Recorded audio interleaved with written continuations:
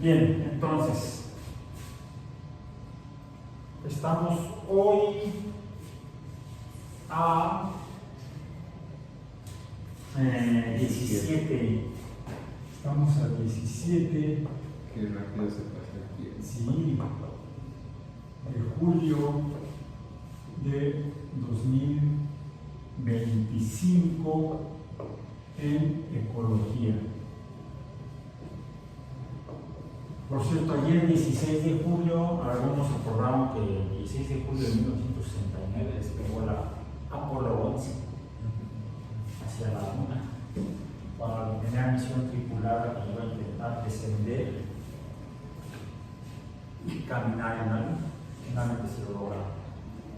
Pero también, bueno, la verdad, el aniversario es 1969, son 56 años. O sea, no es medio siglo, no es el 50 aniversario. O sea, no es un número redondo. Entonces mucha gente ni se acuerda por eso, pero como no redondo no hay que celebrar, hay que festejar o que recordar. En cambio, el 16 de julio, o sea, ayer, de 1945, serían 80 años. Se detonó el primer dispositivo de fisión atómica. De fisión.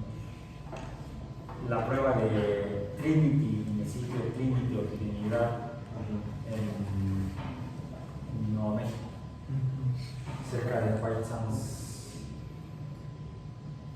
El dispositivo le decían. En fin. Hay que recordarlo, no sé, conmemorarlo tal vez, celebrarlo. Celebrarlo no creo. No. Como desde un punto de vista estrictamente científico, sí sería, pero por los objetivos con los cuales se hizo y las consecuencias posteriores, no. Venimos todavía arrastrando consecuencias, ¿no? Bueno, eso fue ayer, y ayer abordamos el tema de contaminación de suelos. Contaminación.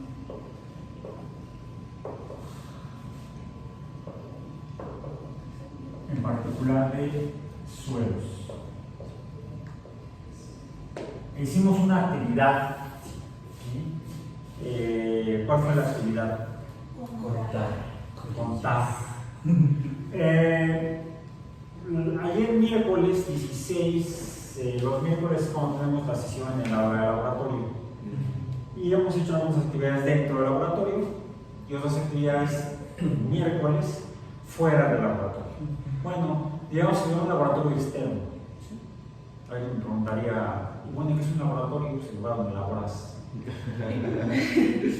Sí. El consultorio es el lugar donde consultas al médico. ¿Cuál es lo que sea Oreo? Las galletas, no son Oreo. El observatorio, el lugar donde se observa el cielo, por ejemplo.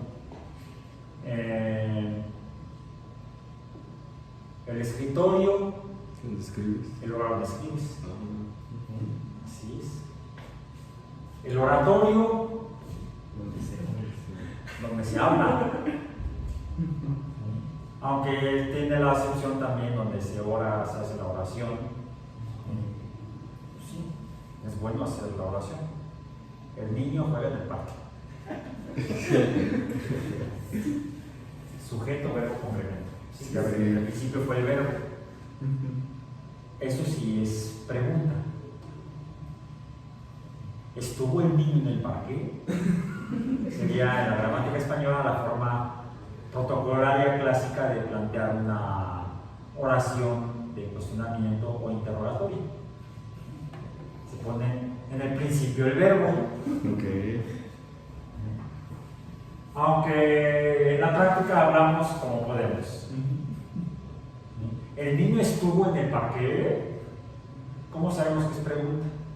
Es la la, información, ¿no? Por la forma en la que se dice. a veces por la forma en la que se modula la expresión oral, cómo suena. Estuvo el niño en el parque. Pues está bien poner afirmando. ¿Sonó pregunta? No, y puse el verbo al principio. Estuvo el niño en el parque. Suena más a afirmación que a interrogación. En cambio, si digo, bueno, lo primero que dice el niño juega en el parque, juega el niño en el parque, suena también a afirmación. Juega el niño en el parque, suena a interrogación. El niño juega en el parque, también suena a interrogación. Entonces, a veces no es la estructura del orden de los vocablos, de las palabras, las que da, permite interpretar el mensaje, cuál es el objetivo del mensaje. Alguien diría, bueno, profesor, la clase no era de ecología. Sí. Precisamente. Bueno, ayer revisamos, no revisamos, aunque sí lo mencioné, di una breve definición, pero realizamos la actividad relacionada con la contaminación de suelos y que fue el conteo de colillas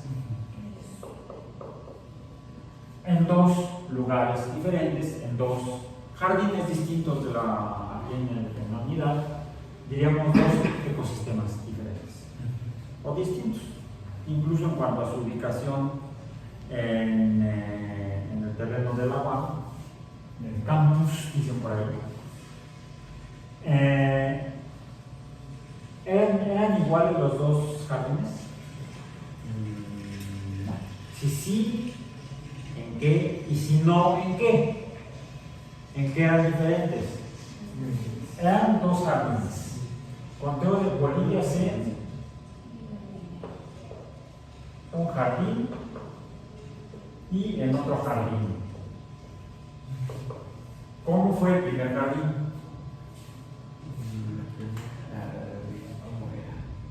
Un poco más grande. Bueno, pero medimos menos. Medimos menos. Primero, el conteo de colillas se hizo en un área comunidad, como espacio limitado. Sí. Fueron 10 metros cuadrados, ¿no? Fue un transecto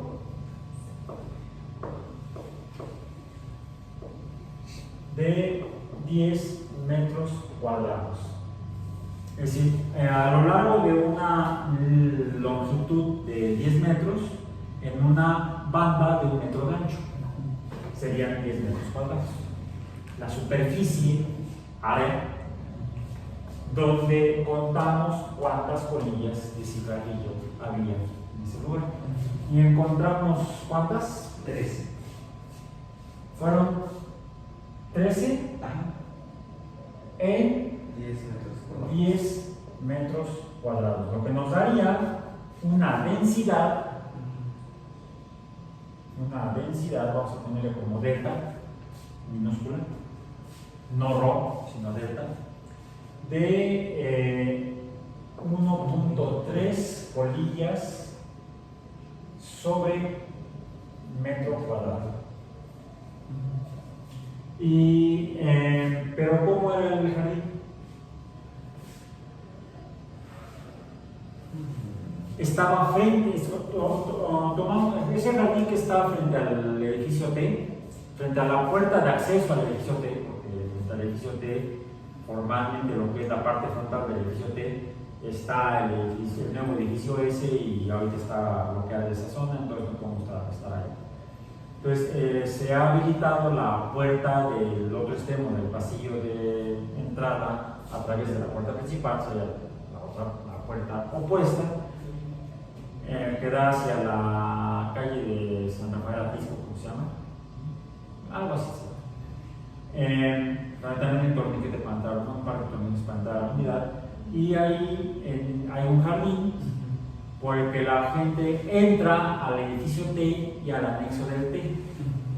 Y observamos que para poder acceder al T y al anexo, al edificio anexo, pues la gente ha atravesado a través de lo que es el jardín y se ha hecho una vereda.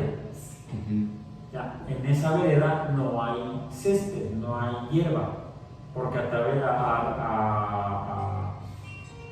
raíz de que la gente camina por ahí, pues no soy yo, ¿sabe qué suena? ¡Uy, los espíritus! Pues ya no hay vegetación, está la tierra simple, pues estaba mojada, porque antes llovió, antenoche llovió, entonces estaba mojada la tierra, pero como está compactada, pues se puede caminar ahí sin ningún problema, no terminas con los pies, los zapatos enlodados. Y ahí definimos un transecto de 10 metros de largo por 1 metro de ancho, es decir, una superficie de 10 metros cuadrados en la que contamos 1.3 polillas sobre metro cuadrado. Sería en una zona de tránsito. En una zona de tránsito en el jardín. ¿Okay? En el otro jardín, al tránsito dijimos que es en el edificio T. Edificio T, frente a la puerta de acceso actual. En el jardín, ¿cuál fue el segundo jardín? Que está entre el C Entre el C y el T, pues es el jardín que está junto al edificio D. Diríamos que es el jardín que está en el costado norte del edificio C. ¿Por donde están los baños neutros? ¿Vale? ¿Por donde están los baños neutros o del otro lado? Del lado donde están los baños neutros, nada más que del lado del C. Hay un pasillo entre los dos edificios y junto a cada edificio hay un jardín. Diríamos que está el jardín del D y el jardín del C. No, donde contamos las colillas fue en el jardín del C. Además tengo aquí la imagen que capturamos no de Google Maps, sino de los mapas, del mapa de Apple, el Maps de Apple. Aquí está Maps, esta es la aplicación de Maps, y aquí pues se abre el mapa. Ahí está medio lento. Ay, no, pensé que se movió, quería yo quitar esto. Ya movió todo. Ah, ya se ubicó. Ahí está. Bueno, tendría que cargar. Y a través de esto, además no está ni conectada. No la acabo de sacar de la mochila y no la he conectado. Pero lo que hicimos fue obtener la imagen disponible en ese Maps del edificio C. Y este es el edificio C, este es el edificio D, este es el de sociales, este es el anexo de sociales. Está bien chiquito el anexo de sociales, yo pensé que estaba más grande. Este es el B, el que tiene los paneles fotovoltaicos. Ay, no, este es... Uy, qué miedo. Luego les cuento el chiste. Este sería la sala Cuicacali. Esta es la biblioteca. Hubo un evento el día que tomaron esta imagen. Hay una carpa ahí en medio del patio. ¿Y de la Feria del Libro, no? No sé, luego hacen las entregas de los relojes a los viejitos. Sí, los reconocimientos de antigüedad. La rectoría, el edificio F, el otro de sociales, estos dos son de sociales. Es el R, ¿no? El R, el nuevo S, el T y el AT ya no se alcanza a ver. ¿Sí? Pues la entrada al T, el T tiene dos bloques o dos alas, una hacia el norte y otra hacia el sur. La entrada normal, vamos a decir, la entrada principal al edificio T es la que está en el costado o en el extremo oriente, para acá es el oriente, el este, en el extremo oriente del ala norte. ¿Sí? Y ahorita pues no hay acceso por aquí, por esto tenemos que entrar a la norte, que es donde está el laboratorio, a través de la puerta que da hacia el poniente, la que está de este lado. Bueno, aquí en esta parte es donde la gente camina de la entrada del T hacia el AT, entonces aquí está ya ese acceso. No mucho problema porque pudimos medir fácilmente los 10 metros en unidades OBC, a ojo de buen cubero. Está pesado. Sí. Info. No está dando la información, no la pedí intencionalmente. Bueno, y de aquí nos movilizamos al jardín que está acá, del costado norte del edificio C. Y lo que hicimos fue comenzar a contar las colillas desde donde empieza el jardín. Aquí está el pasillo, el pasillo amplio que permite acceder de donde está el S y el T hacia la cafetería que está de este lado. ¿Sí? Entonces, este es un pasillo muy amplio y aquí empieza el jardín y contamos desde aquí hasta donde empieza el pasillo que atraviesa los dos edificios, el C y el D. Y para poder medir aproximadamente usamos la escala de MAPS. Aquí nos proporciona una escala que nos dice que esta longitud es de 36 metros. Entonces podemos hacerlo, tomar una regla, medir esta línea en milímetros, por ejemplo, y luego en la imagen del mapa pues medir los milímetros de donde empieza el jardín aquí en el pasillo a donde empieza el pasillo que está techado. ¿Sí? Entonces eran como 50 metros, ¿no? Más o menos. Se puede incluso ampliar la imagen para hacerlo con mayor presión, ahí se ve mejor. Entonces fue de aquí a acá, en una franja de 1 metro de ancho, donde contamos las colillas que encontramos tiradas en el piso.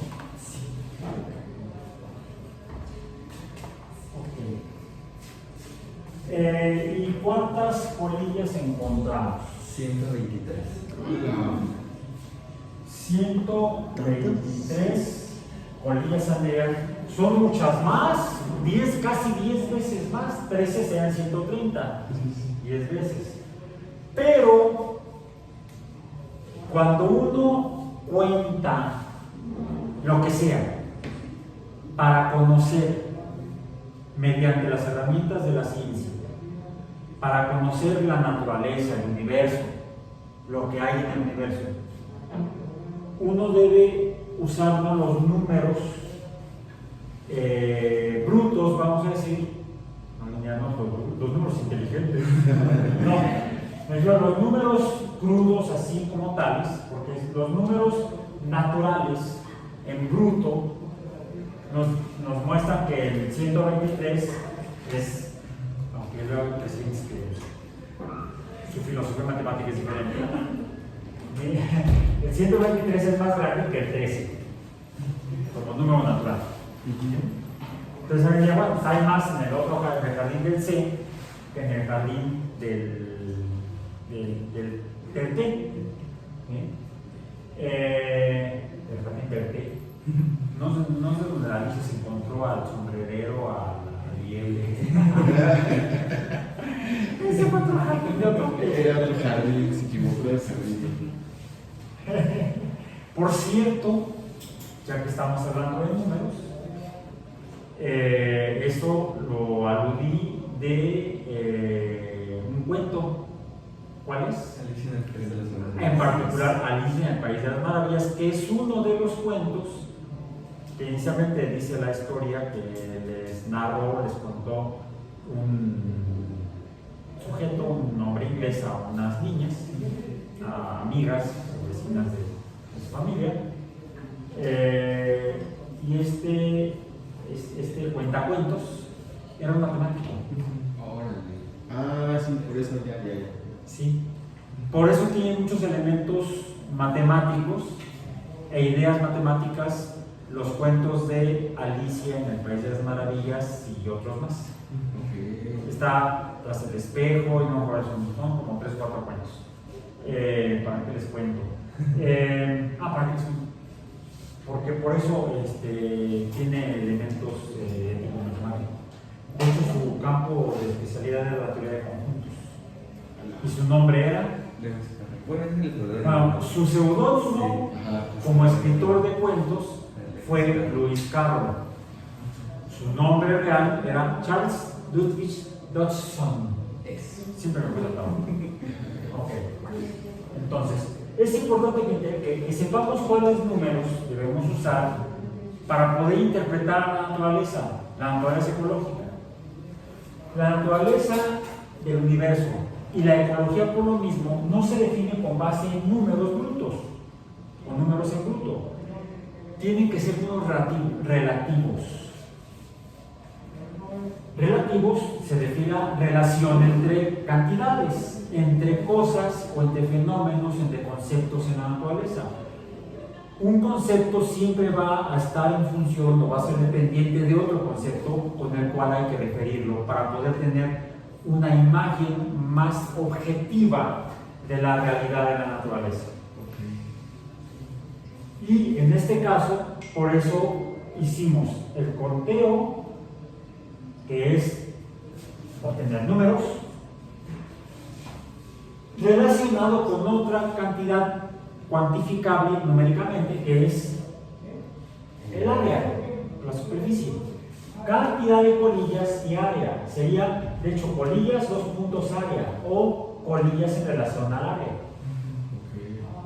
Por eso, 13 colillas, cantidad entre el área de 10 metros cuadrados, y nos dio una densidad, que esta es la cantidad que sí nos permite interpretar a la naturaleza en su forma más cercana a su realidad natural, que es el de 1.3 colillas por metro cuadrado. ¿Hicieron el pudieron hacer el conteo? ¿Y cuántas se encontraron? Bueno, no supimos cuánto eran 10 metros cuadrados. Bueno, pero... esto fue ahí en el T. No, en el T no nos contamos en el C. Porque En el C, sí. Que es ahí donde uno se espanta más. Ajá. ¿Cuántas contaron? Del pasillo techado. De todo el pasillo, aproximadamente 100 colillas. O sea, algo, 100 algo. O sea, nosotros contamos 123. O sea, aunque hay una diferencia de un 20%, digamos que estamos en el orden de magnitud, en el orden de los cientos. También es otro concepto numérico matemático que debemos utilizar para llegar a una interpretación cada vez de lo grueso a lo preciso. Entonces, podemos hablar de números específicos o podemos hablar de órdenes de magnitud. ¿Cuáles son los órdenes de magnitud? Los que tienen que ver con los componentes del número que estamos viendo o conociendo. Aquí tendríamos unidades, decenas y centenas, y cada uno de estos es un orden de magnitud. Les llamamos orden de magnitud porque también es la forma de representarlo, en la forma de representación potencial, como números de potencia. Tendríamos 3, sería que sería la unidad, sería 3 por 10 a la 1. Este de acá, el 2, sería 2 por 10 a la 2. No, perdón, me equivoqué. Sí, a la 0, a la 1. No, espérame, la potencia es el número de dígitos a la derecha del número. Aquí sería, ¿cuántos dígitos hay a la derecha de 3? Ninguno, 0. La potencia es 0. Sería 3 por 10 a la 0. 10 a la 0, ¿cuánto es? Todo número elevado a la potencia 0 es 1. 1 por 3, 3. Ahí está, ya la definición matemática. 2 por 10 a la 2 por 10 a la 1. ¿Cuántos dígitos hay a la derecha de 2? 1. Las unidades. Eso sería 2 por 10 a la 1 es 20. 10 a la 1 es el mismo número. 10 por 2, 20. Y el tercer dígito o tercer orden de magnitud es el 1 por 10 a la 2. O estaremos hablando de unidades, decenas y centenas. En el orden de las centenas está la cantidad de colillas identificadas, contadas, cuantificadas en, nosotros lo hicimos en 50 metros, por eso es importante. Lo que pasa es que nos encontramos en el pasillo, no fue el pasillo, en el lobby del tele, ahí les di la descripción muy rápidamente, la básica, y por eso hicimos la tarea básica, que fue contar las colillas. Lo que seguía era determinar la densidad, porque el verdadero valor que nos permite entender cómo funciona un fenómeno en la naturaleza no es cuando podemos cuantificar, no es el número que contamos, sino el número en función o en relación, el número relativo, a dónde estamos obteniendo ese número. ¿En qué parte del universo? ¿En todo el universo o en un pedacito de él? Por eso, afirmar cualquier cosa, así sea cuantificada con precisión y exactitud, solamente refiriendo el número absoluto, es una barrabasada. O sea, una barbaridad, un acto barbárico. Ahí sí sería una brutalidad, un acto bruto. No me refiero a los números. Bueno, o sea, números brutos nada más es una brutalidad. Porque nos da información falsa falsa en el sentido de que no es la precisa, no es la que nos dice cómo es la naturaleza, en este caso de la ecología, o del concepto que estamos relacionando con la ecología, o que estamos abordando a partir de la ecología. ¿Por qué esto ya no es ecología? Lo que hicimos allí ya no fue ecología. El fenómeno de la contaminación no es un fenómeno ecológico. ¿Ah, no? No, pues no. Y entonces, ¿ya no soy verde? Yo vengo de negro, como mi conciencia. No. La ecología, dijimos, es el estudio de la relación, fíjense, la relación de los seres vivos y su entorno. Por ejemplo, cuántos organismos de una especie hay en un lugar, en un ecosistema. Estaríamos hablando de la densidad poblacional de esa especie.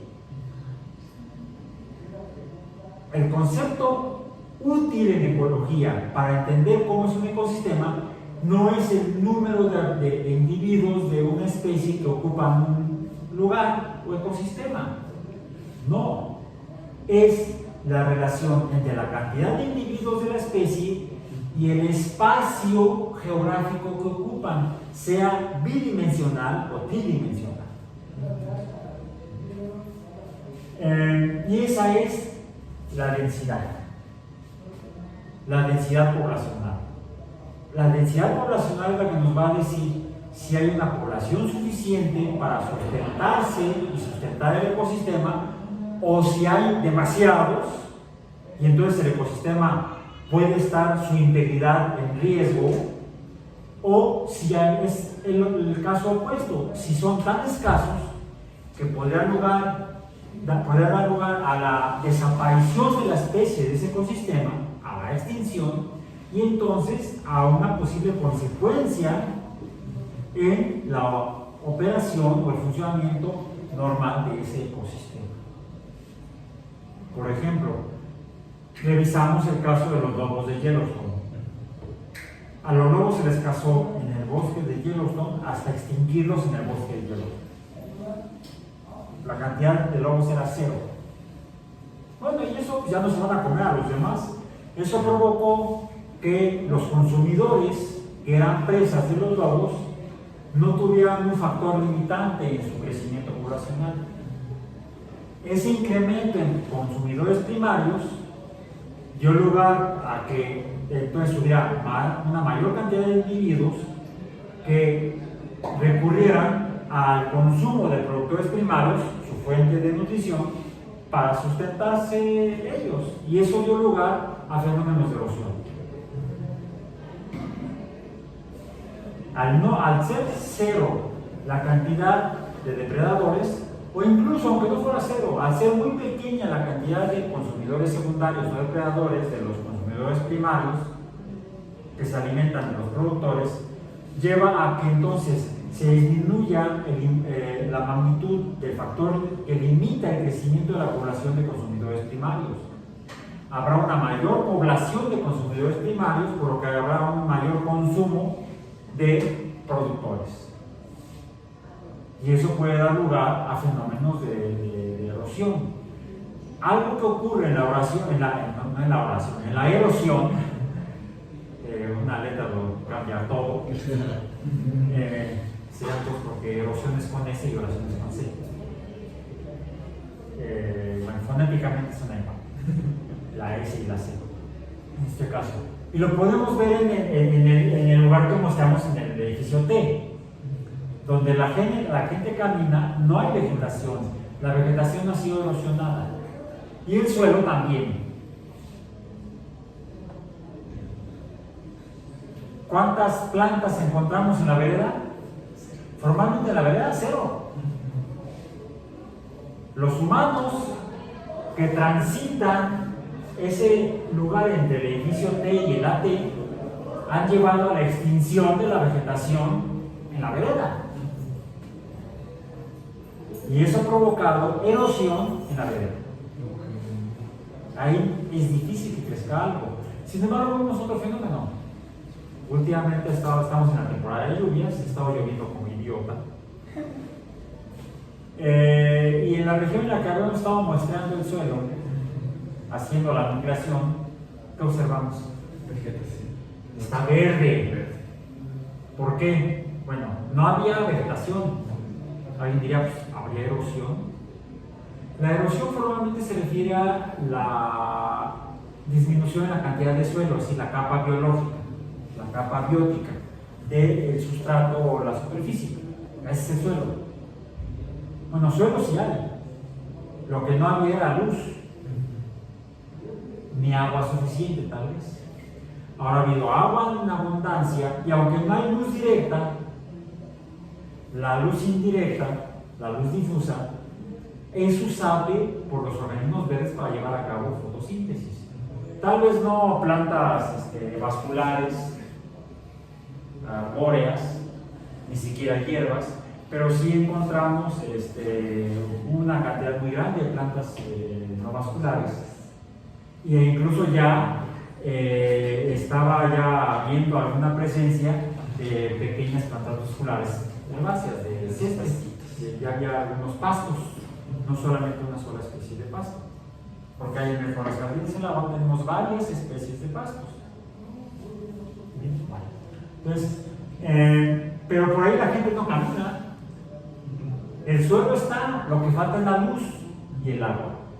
Cuando hay suficiente agua y aunque no haya tanta luz, hay los factores abióticos suficientes para que entonces pueda haber proliferación de organismos de vida. Y eso suele ser cambios estacionales dependientes de la variación cíclica anual de la presencia, abundancia o escasez de agua y de luz. Entonces, hay cambios naturales en la cantidad de organismos en los ecosistemas, donde aumentan las poblaciones, disminuyen las poblaciones, pero son fenómenos periódicos, más que cíclicos. Decimos cíclicos, pero no son periódicos, porque no están dando vueltas, no se repite exactamente, van cambiando en el tiempo, aumentando las poblaciones, disminuyendo las poblaciones de una manera más o menos constante. El máximo número posible es el que se soporta en función inicialmente de los factores energéticos y de nutrientes del ecosistema, y el menor número dependerá también de fenómenos como la migración o la disminución en la cantidad, en la densidad de factores abióticos. También debemos hablar de la cantidad de luz que llega en una superficie. Eso lo podemos medir con un fotómetro. Podemos medir la cantidad de luz, la incidencia de luz en la cantidad de luz, llegarán más fotones cuando está despejado, llegarán menos fotones cuando está nublado. Llegarán más fotones cuando la luz es más directa, por ejemplo, en el hemisferio norte en el verano, que en el invierno, donde llegan menos fotones simplemente por la curvatura de la Tierra. Se dispersan más en función del área. Entonces, también los factores abióticos debemos considerar no su cantidad absoluta, sino su cantidad relativa. Todo número debe ser relativo para que entonces tengamos podamos construir una imagen más objetiva, diríamos más absoluta. O sea, necesitamos que sea relativo para que sea absoluto. Qué contradicción filosófica o semántica. Ok, entonces, ¿cuál es la densidad o cuál fue la densidad que encontramos en el valor más grande para asustarnos? Y no el más pequeño que dirían ustedes. Además de que les faltó medir el área, ¿sí? Entonces no sabemos exactamente cuál sería la densidad frente al... Esto fue en el edificio C. Fue la densidad, ¿cuánto es? 123 entre 50. De 2.4. ¿Cuánto? Más o menos de 2.4. Aproximadamente 2.4 polillas entre metro cuadrado. Ahora, fue en un costado del edificio C, en el jardín que está en el costado norte del edificio C, que está frente al edificio D y que da al lugar donde hay un montón de gente y hacen mítines y ahí se arrancan a tomar el sol, a tomar la sombra, a descansar entre clases. ¿Y qué más hacen? Se sientan a fumar.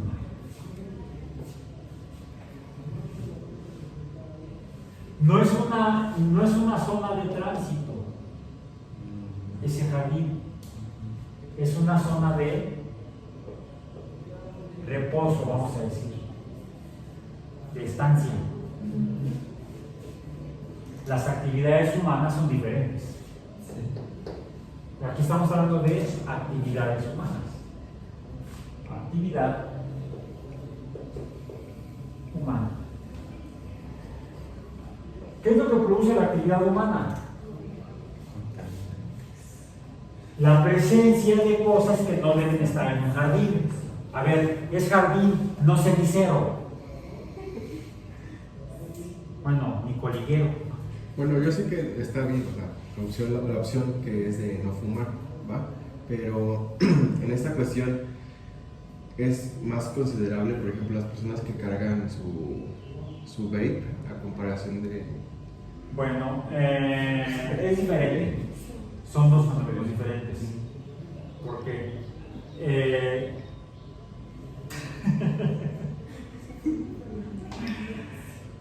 pues a lo mejor te sientes mejor porque pues, no estoy contaminando. No estoy echando polillas al jardín.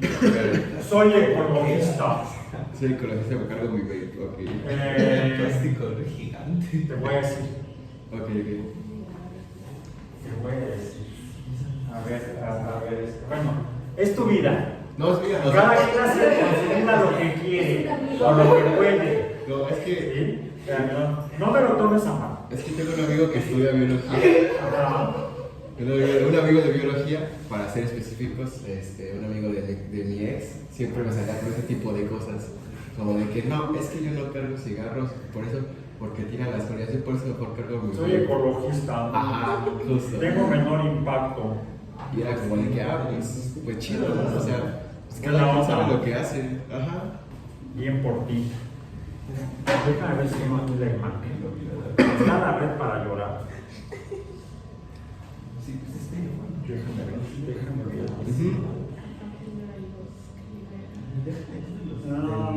Sí, aquí está. Esta es una fotografía de 2015. ¿Es usted? Sí, soy yo, el de que está El negro, ¿no? a la izquierda en la imagen. De la greña larga. Ok. Porque estaba. Esto fue en el Teatro del Fuego Nuevo. Habíamos hecho no era formalmente una obra de teatro, le llamamos un performance. una representación histriónica, o sea, de actuación, de una obra ficticia, porque pretende ser una interacción, un diálogo entre Nicolás Copérnico, a que estaba yo representando, de ahí la greña, Nicolás Copérnico, que murió en 1543, autor de la hipótesis heliocéntrica, y Galileo Galilei. No se pareció acá. No sé, no te parece. Pero bueno, Le faltaron ¿cómo se ve Galileo? Bueno, es que ya se había quitado la... Fue al final, esto fue al final. Se había quitado ya... No, Galileo no usaba tenis. Ya decía. Galileo, además de que no usaba tenis, Galileo nació, no recuerdo cuándo nació, pero murió en 1642, o sea, casi 100 años después, y no vivió 100 años, murió de como de 80 años más o menos. Quiere decir que nació en 1560 y algo, no me acuerdo el año en que nació Galileo. O sea, nació como 20 años después de la muerte de Copérnico, o sea, no se conocieron. Inicialmente Galileo es el primero en aportar evidencias indirectas de que la hipótesis de Copérnico podía ser real, al haber hecho, cuando hace el llamado telescopio, el llama anteojo en su libro, que escribe, donde describe sus resultados observacionales, se llama El mensajero Siderius Nuncius, que publicó en 1610 con base en las observaciones hechas entre 1609 y 1610. ¿Cuáles observaciones?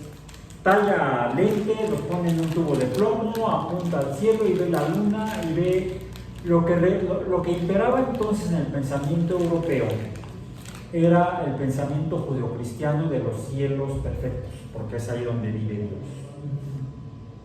Los cielos son perfectos, vemos el disco solar, un círculo perfecto, vemos la luna, pues sí, Dios es casi perfecta. Lo que encuentra Galileo al observar la luna con el telescopio es que está toda cacariza. Tiene hoyos, montañas, valles. Entonces, se parece a la Tierra. Es un mundo. O sea, no es. Ahí hay un quiebre con el pensamiento aristotélico, que es en el que se basaba, desde un punto de vista filosófico, el cristianismo europeo en el momento. Y otro elemento era la interpretación del mundo o el universo. Se interpretaba que todo, como no sentimos que nada se mueva, solo cuando tiembla, pero no sentimos que la Tierra esté moviéndose en el universo, está fija, firme, sólida.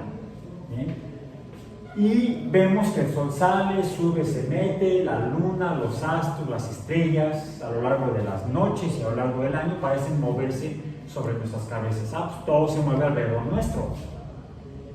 Y así lo interpretaban los astrólogos y los matemáticos y las religiones diversas, desde que sabemos que es al inicio de las civilizaciones, porque fue cuando también, además de construirse las ciudades, se elaboran los textos más antiguos que conocemos, en las villas de arcilla en Mesopotamia. Hace 5.000 años aproximadamente, que la gente, sabemos, observaba los cielos y lo escribió en tablillas de arcilla. Y describen ese movimiento del sol, la luna y las estrellas, todo alrededor de la Tierra. De ahí que el pensamiento filosófico, astrológico, hecho con herramientas matemáticas, porque se medían los movimientos de los astros, era que todo se movía alrededor de la Tierra. La Tierra estaba en el centro del todo, el centro del mundo, decían ellos, el centro del universo. Y la Tierra está en el mundo.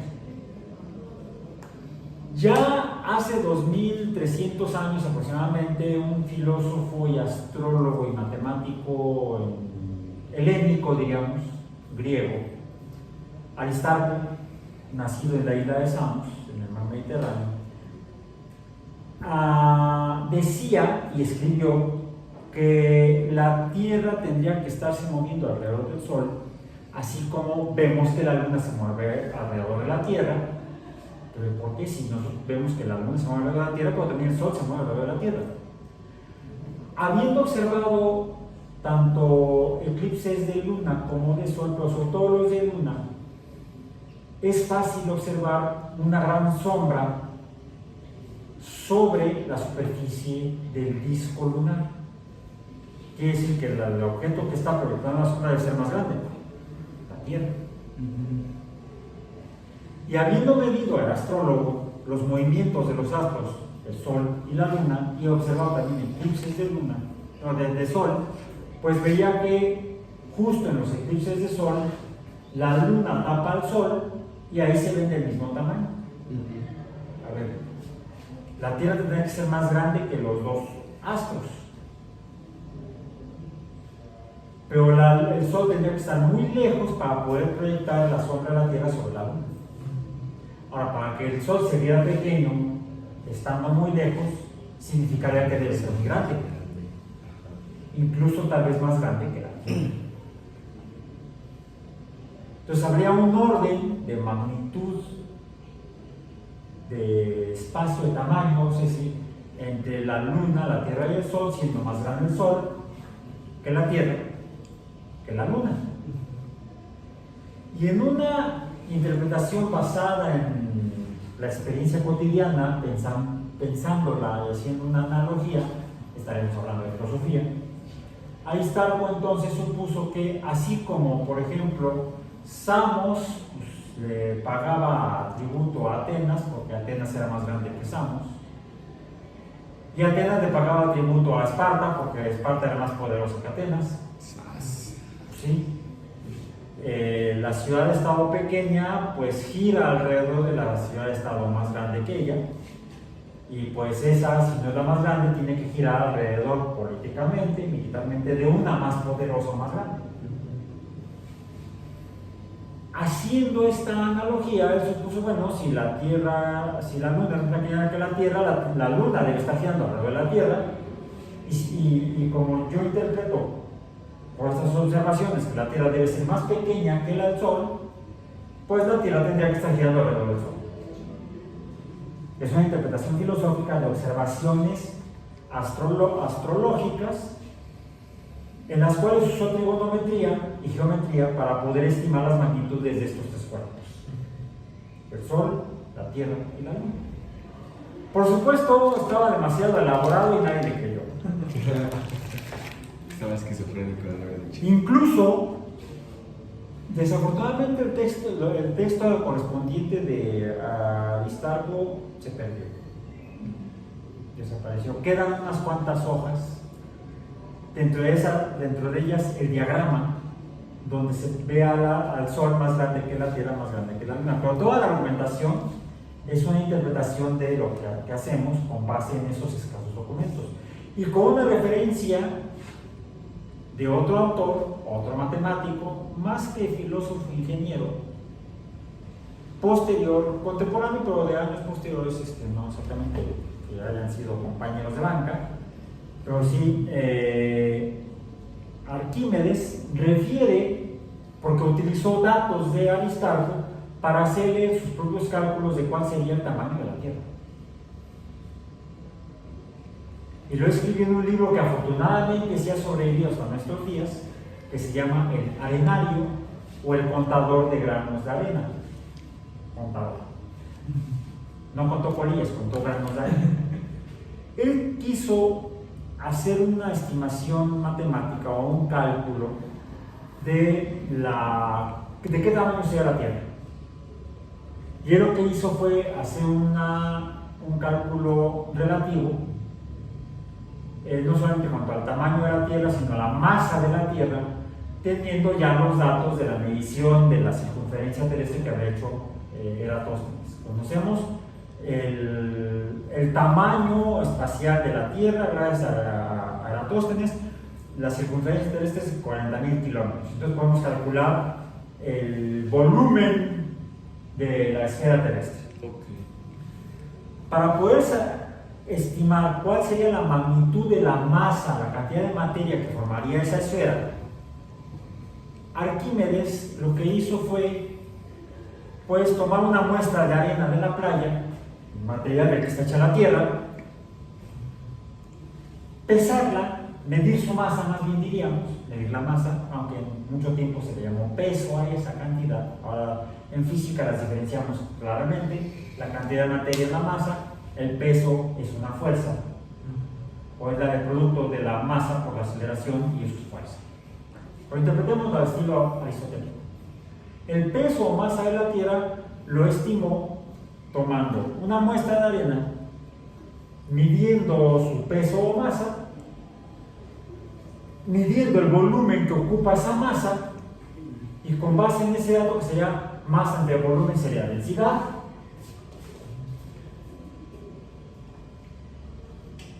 estimó la masa de la Tierra. No recuerdo el dato, pero ahora lo tengo en mi libro digital, es la única versión que tengo yo del libro del arenario. Se puede conseguir tal vez en algunas librerías, y no se puede encargar en algunas librerías tal vez. Búsquenlo, el contador de granos de arena o el arenario de Arquímedes. Bueno, Arquímedes cita en su libro al principio que él utiliza también para estimar el tamaño de la Tierra los datos de Aristarco. Él refiere a Aristarco e incluso se burla de él. Aunque usa sus datos matemáticos, dice, bueno, es que Aristarco decía esto de la Tierra, que tendría este tamaño, pero además también decía que la Tierra estaría moviéndose alrededor del Sol y la Luna alrededor de la Tierra, y sabemos que eso es falso.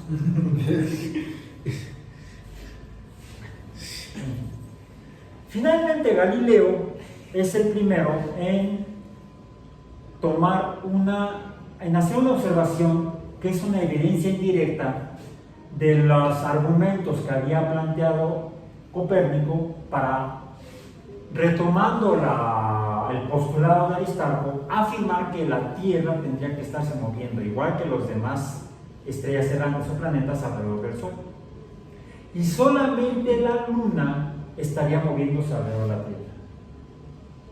El primer dato que les mencioné, que la Luna parece un mundo, porque tiene montañas y valles y cráteres, no está directamente relacionado con la hipótesis copernicana, sino más bien con una contradicción a la filosofía aristotélica de la interpretación de la naturaleza.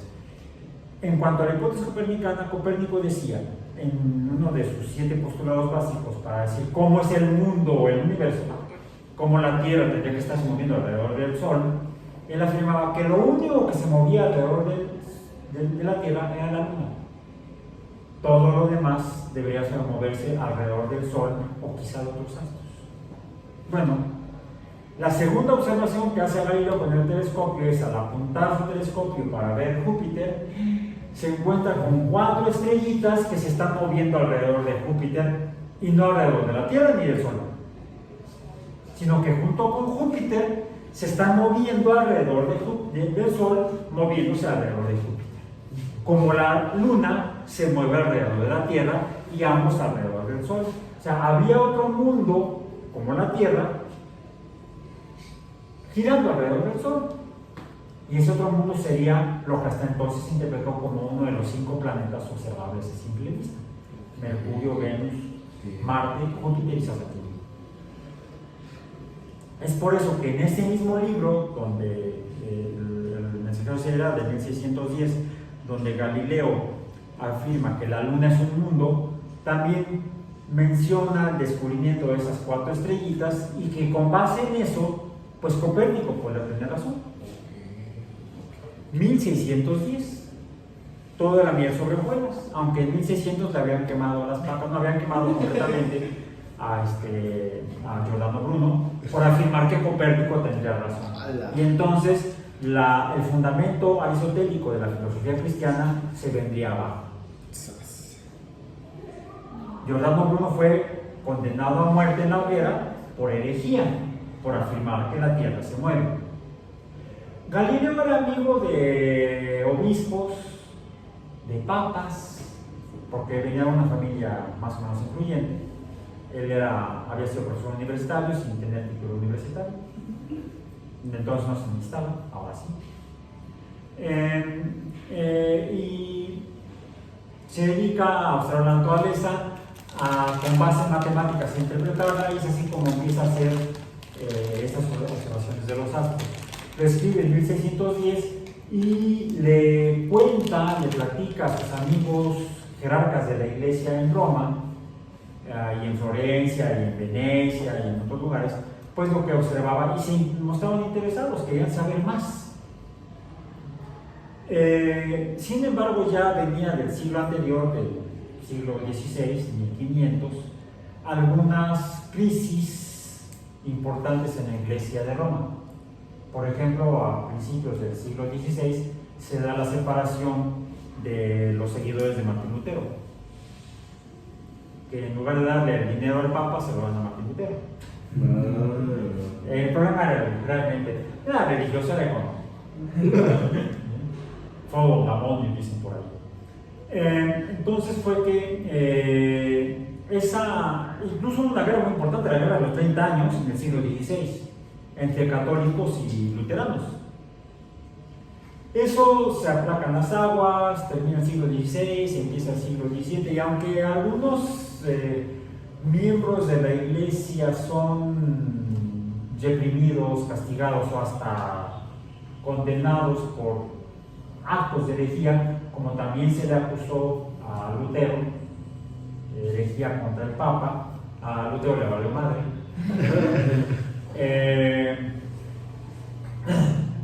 No hubo realmente muchos casos más como el de Giordano Bruno.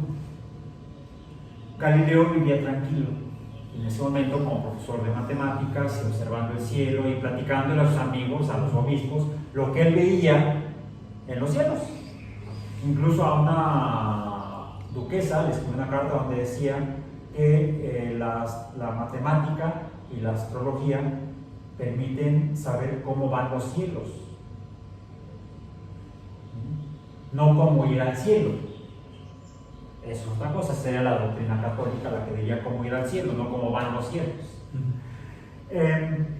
Y es entonces cuando pasa el tiempo y empieza a haber algunos otros problemas, empiezan a surgir otra vez, pero problemas de infidelidad al Papa.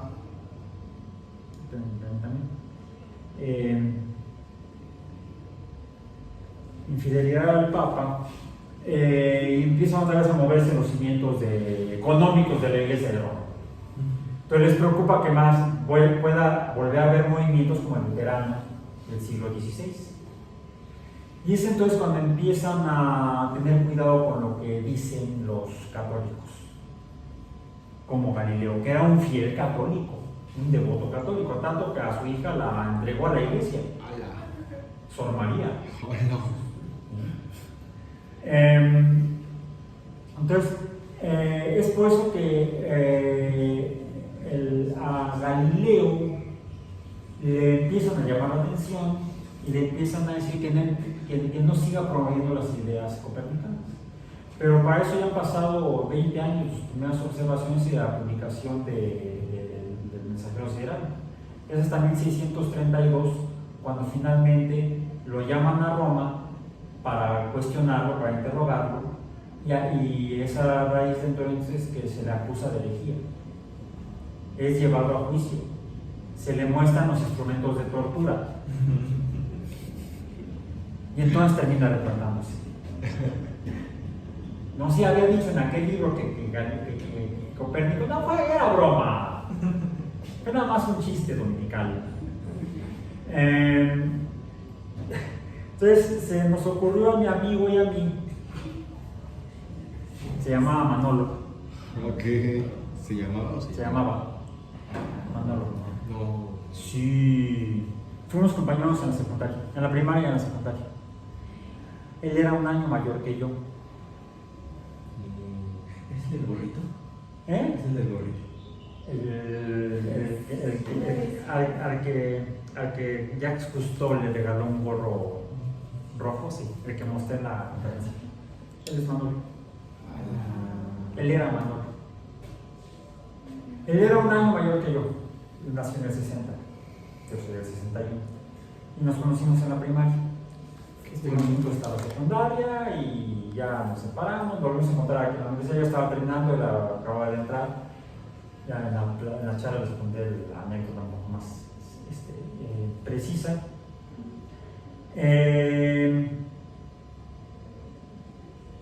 Desde que estábamos en la secundaria, empezó a fumar. Ok. Yo nunca he fumado en mi vida. El tabaco toxina.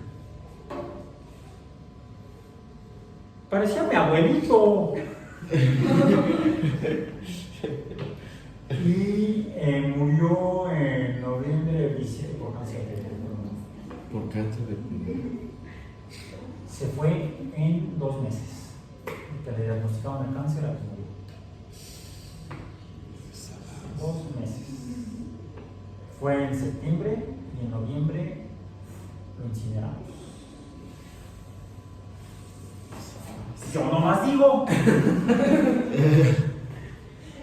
Y pues sí, si fuman, pues están ampliando las colillas y agregando algo al entorno, al suelo que no debe estar ahí. ¿Qué es un contaminante? Un contaminante es un algo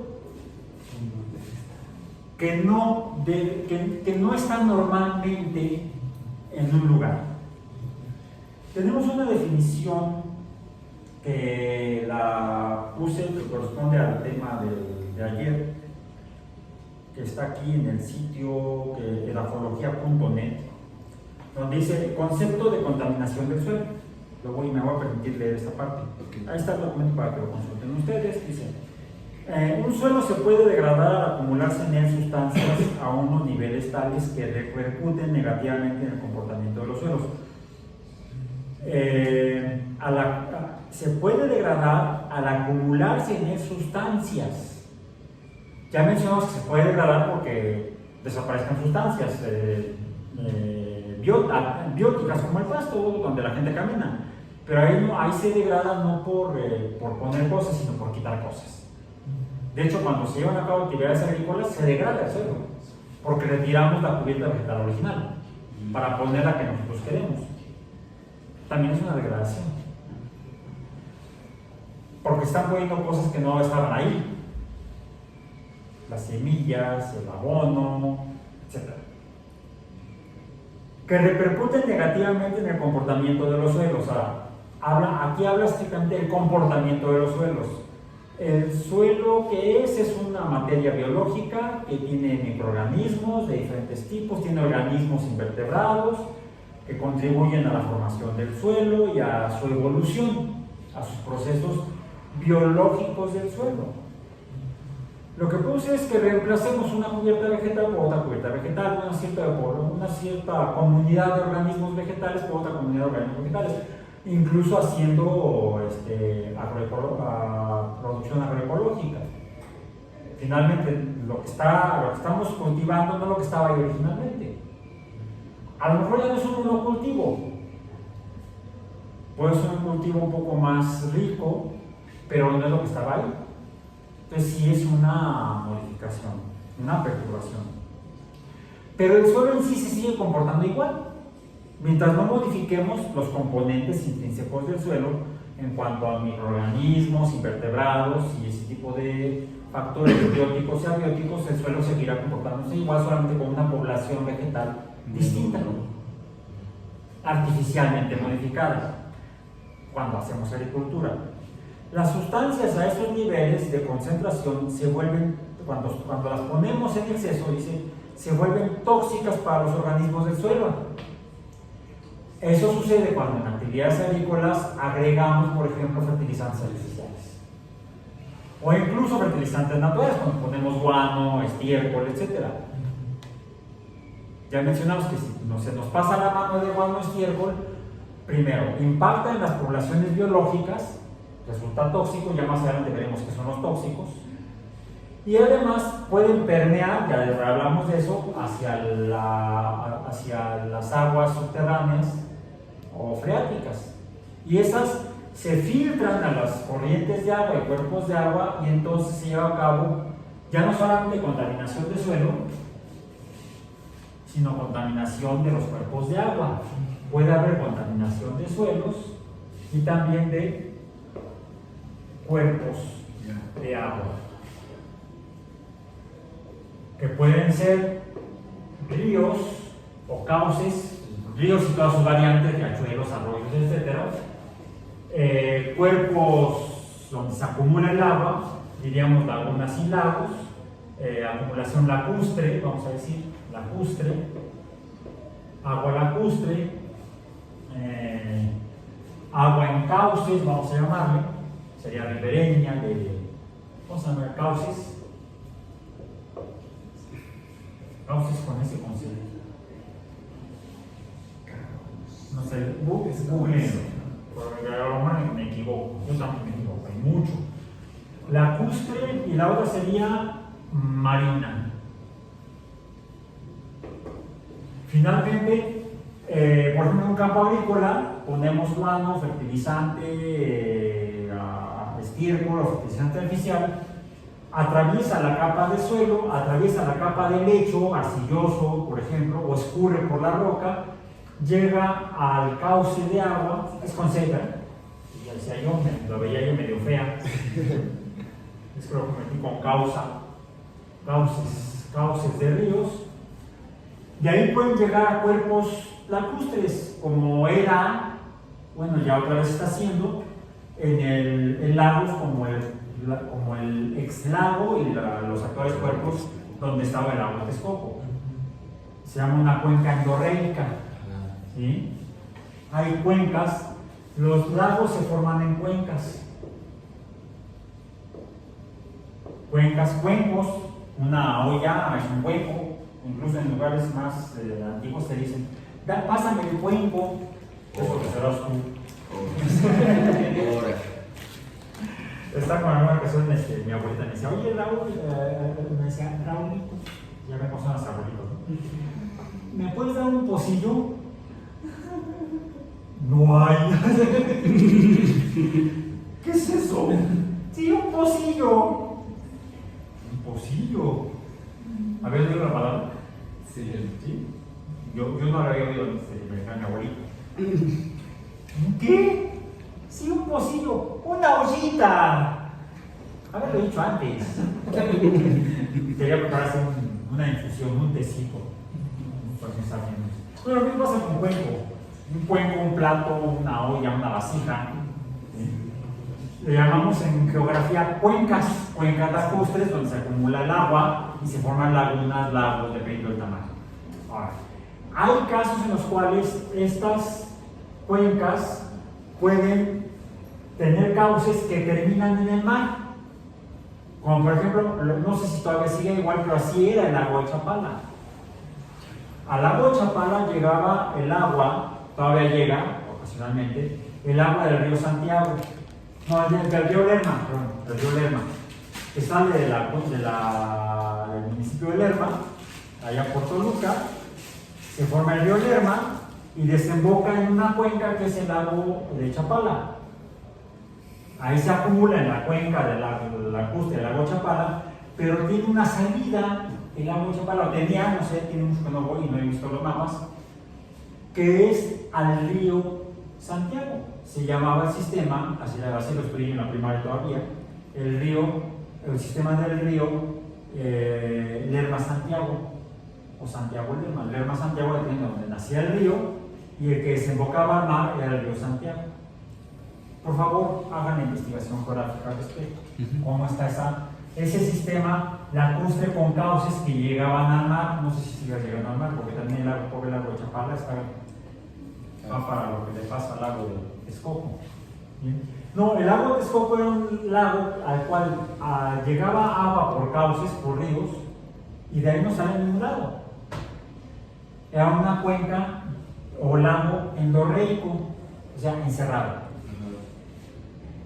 Y así fue por miles de años, hasta que finalmente se les ocurrió a los que ocupaban esto después de la caída de Tenochtitlan, y lo siguieron haciendo a lo largo de los siglos, y la obra final la hizo don Porfirio, que fue cuando hicieron el Gran Canal para evitar las inundaciones de la Ciudad de México. Y entonces empezamos en la destrucción final que ha tomado o ha estado tomando pues siglos, o siglo por lo menos, ya más de un siglo, del lago de Texcoco. Pues escuché hace poco a alguien decir, no, el lago de Texcoco se murió. No se murió, lo mataron. El realmente antiguo lago de Texcoco. Quedan remanentes que querían terminar de matar. Bueno, ahora hemos visto que ya está el lago, y decían que estaba muerto. No andaba muerto, andaba de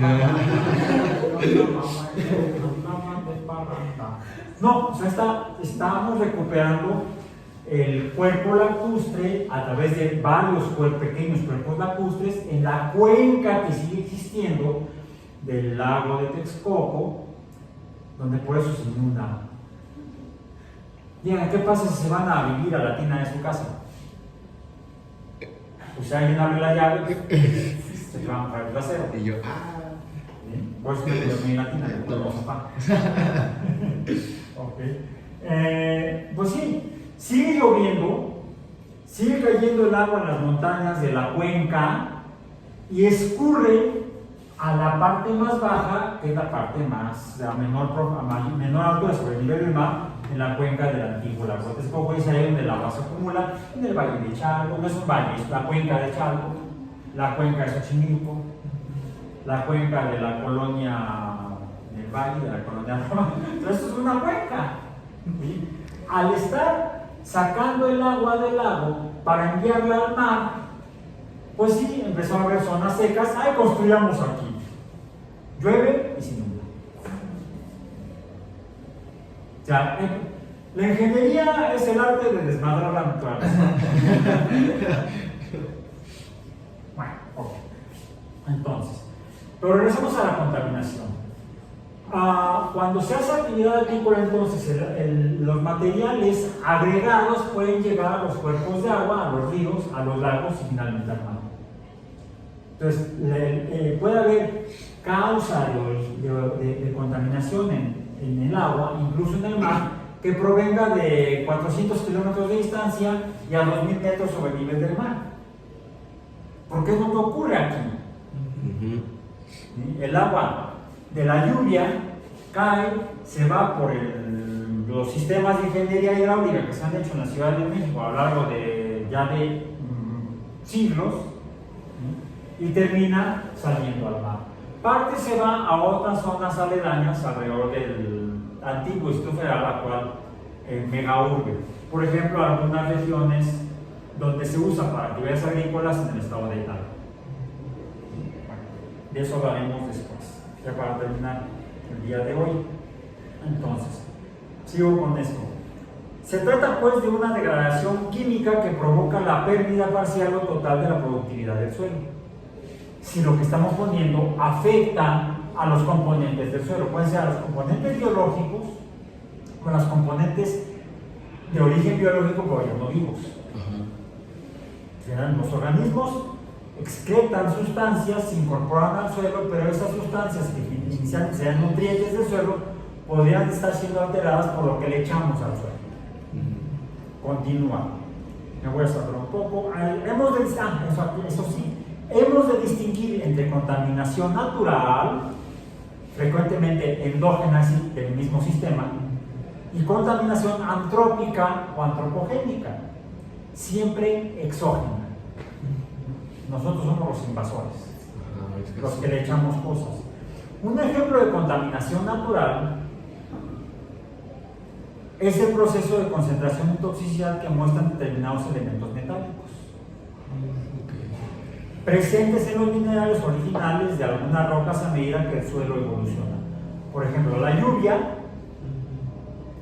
erosiona la roca. La roca está hecha de minerales que contienen metales, y esos metales terminan siendo arrastrados por los cauces de los ríos, arroyos, riachuelos, hasta las cuencas lacustres. Y de manera natural se va modificando la composición química del agua. Así podemos tener lagos salados, dulces, salobres, diferentes dependiendo de la composición química. Pero es un proceso natural de evolución geológica de la Tierra. También puede haber incluso algunos cambios naturales más repentinos, más bruscos. Por ejemplo, cuando hay una emisión de material de cenizas de coco,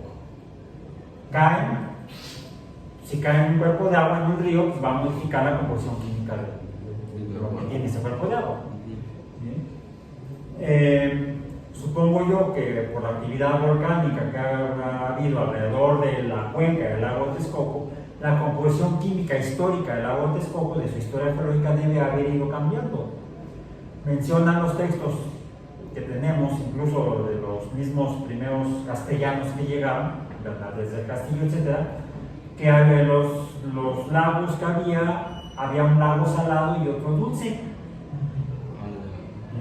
Que sí, a través de ingeniería hidráulica los mexicas lograron contener el lago salado y mantener el lago dulce para poder usar ambos cuerpos de agua para fines distintos. Entonces, puede haber cambios naturales o paulatinos o repentinos.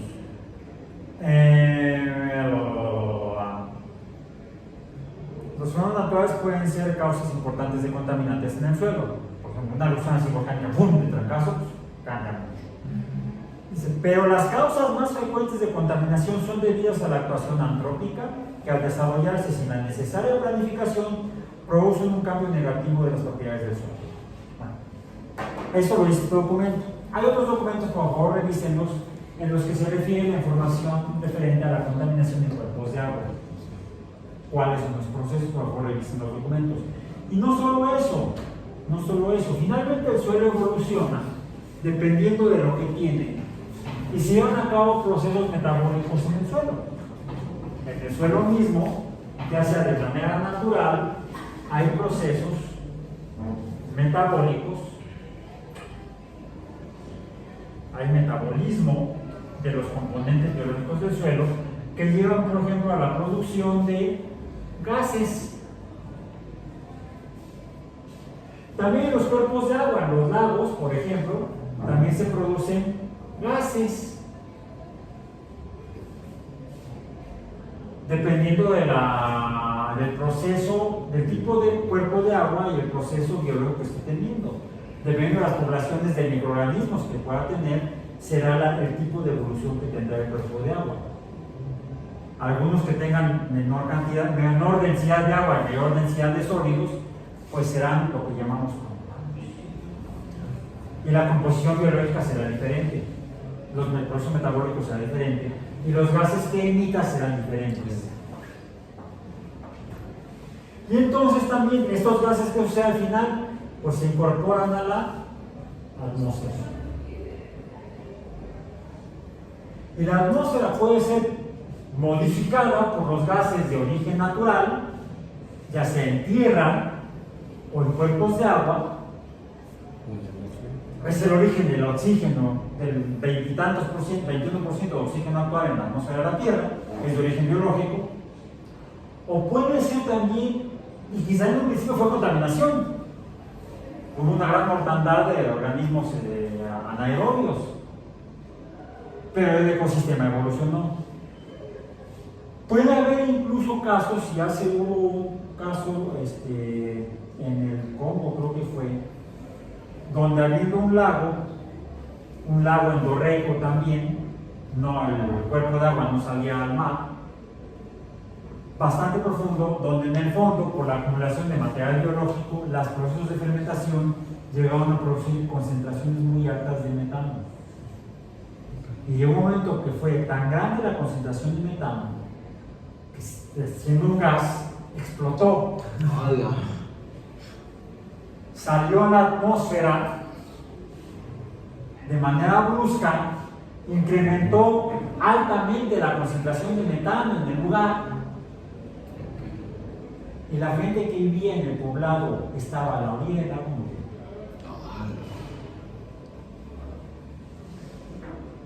Ahogada, asfixiada, porque el oxígeno fue desplazado por el metano y los demás gases de descomposición que se daban en el fondo de ese lago.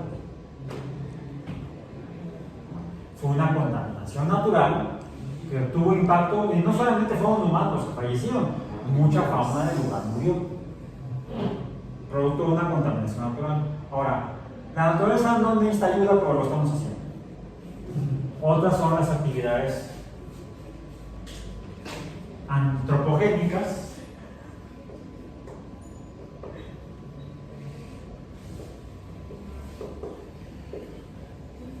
de contaminación a los suelos. Un ejemplo es esta, que depende del tipo de actividad antropogénica, actividad humana. ¿Sí? No es lo mismo ir de paso que quedarse abatado. ¿Sí? Sí es cierto, las polillas contaminan el suelo porque son polímeros.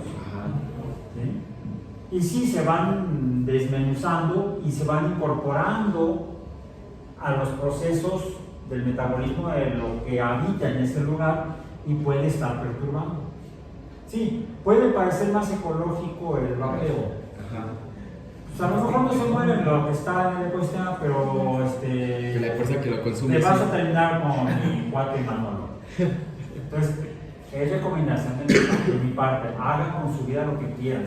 Yo lo que les digo es que si se meten en estas cosas, pues están ustedes teniendo una especie de contaminación, un fenómeno análogo a la contaminación de los ecosistemas. Es una representación. La representación de los pulmones. Ah, sí, ahí está. SAS. Entonces, revisen la información que tenemos en los documentos de contaminación de suelo, de agua y de aire. Y nos vemos el lunes. Ok.